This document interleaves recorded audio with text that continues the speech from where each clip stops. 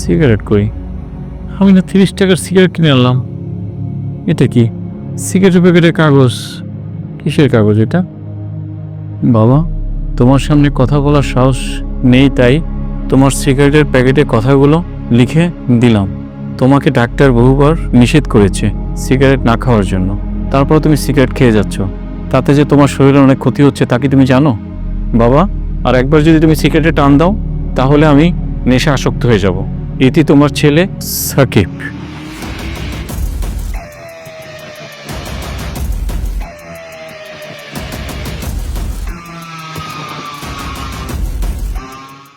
কতবার কতবার ছাড়তে চেয়েছি, ছাড়তে পারছি না। না, এবারকে আমি প্রতিজ্ঞা করলাম, আমি আর সিগারেটে টান দিব না। আমার ছেলে নেশা আসক্ত হয়ে যাবে। আল্লাহ তুমি বাঁচাও। আমি কি শুনছি এসব? সিগারেট খাবো না। সাকিব,